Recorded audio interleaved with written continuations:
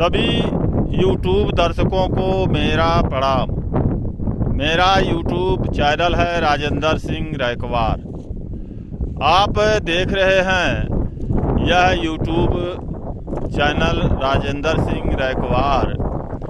आपको मैं इस चैनल के माध्यम से बताना चाहता हूँ कि आप जो फोटो में देख रहे हैं यह माझा क्षेत्र यानी सरजू नदी के किनारे, सरवा घाट के किनारे, जहाँ से 84 कोसी परिक्रमा मार्ग जाता है और साधु संत लोग यहीं से नाव द्वारा उतर करके उसके बाद श्रृंगी आश्रम को जाते हैं।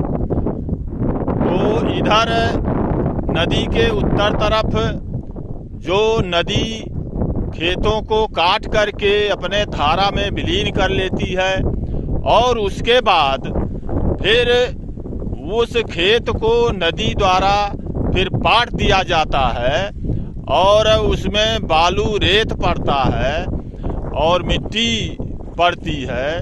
नदी द्वारा खेत को छोड़ दिया जाता है, नदी दूर चली जाती है। तो उसी मिट्टी में, उसी बालू में, उसी रेत में इस फसल को आप देख रहे हैं। कौन सी फसल है?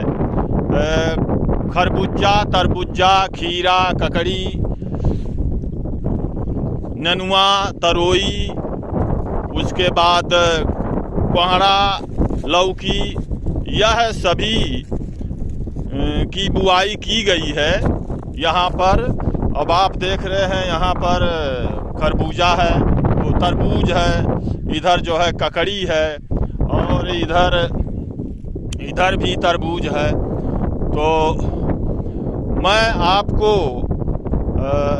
उस किसान से अभी रूबरू करवा रहा हूँ कि जिन्होंने इस खरबूजा, तरबूजा और ककड़ी की बुआई किया है, तो इसमें किसान के द्वारा कितनी लागत लगाई गई है और कितनी मेहनत कर रहे हैं और उस मेहनत का फल, लागत के हिसाब से मेहनत का फल मिलेगा कि नहीं मिलेगा, किसान की आमदनी दुगना होगी कि नहीं होगी, इस संबंध में मैं किसान के द्वारा आपसे बात करवा रहा हूं। अब देखिए इधर यहाँ एक गड्ढा खोदा गया है किसान के द्वारा और उस गड्ढे में पन्नी डाल करके पानी भरा गया है और ककड़ी, खीरा, खरबूजा, तरबूजा, कोहड़ा, लौकी सबको तोड़ करके इसी पानी में डाला जाता है।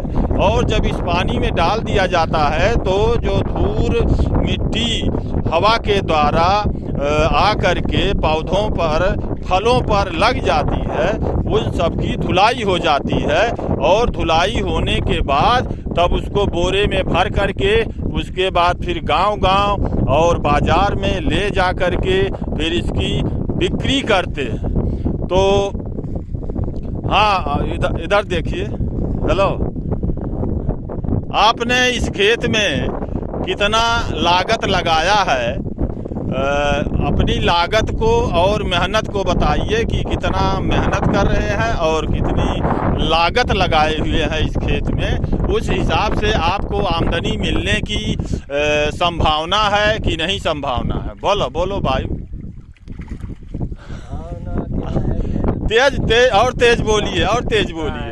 मेहनत तो बहुत कर चुके हैं। हाँ, लागत भी लगी है। हाँ, मौसम नहीं सही होगा तो देखा जाएगा क्या हाँ होगा, क्या हाँ। इनका कहना है कि पूर्वा हवा चल रही है, पछुआ हवा जब चलती तो पछुआ हवा में फसल में ज्यादा फलत लगती है और कीड़े मकोड़े नहीं लगते, दवा का छिड़काव नहीं करना पड़ता।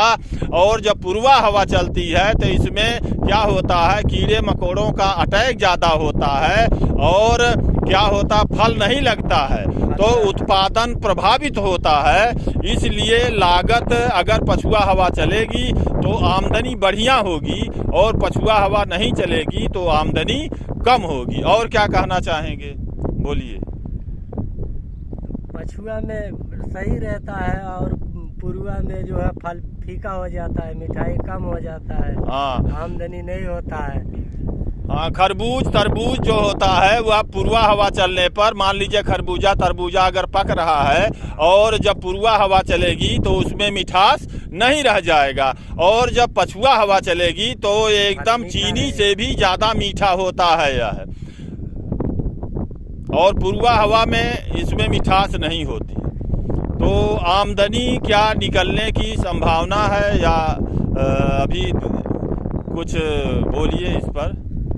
सब भगवान के हाथ में है, देखा जाएगा, धरती माई देगी तो। हाँ, इनका कहना है कि जब भगवान के और धरती माता के, सरजू मैया के हाथ में है कि और प्रकृति के हाथ में है कि प्रकृति क्या करती है। अगर पूर्वा हवा चलेगी तो फायदा के बजाय नुकसान ही होने वाला है, और अगर पछुआ हवा चलेगी तो फायदा दुगुना क्या 3 गुना 4 गुना तक फायदा इन फसल से 3 महीने में हो सकती है।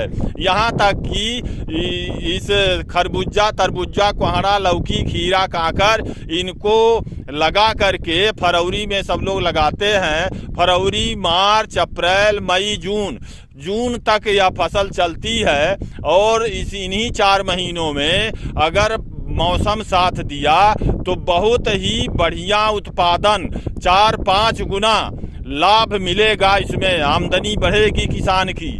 लेकिन अगर प्रकृति ने साथ नहीं दिया तो आमदनी नहीं बढ़ेगी। धन्यवाद आप सभी दर्शकों को YouTube चैनल पर बहुत बहुत धन्यवाद। नमस्कार।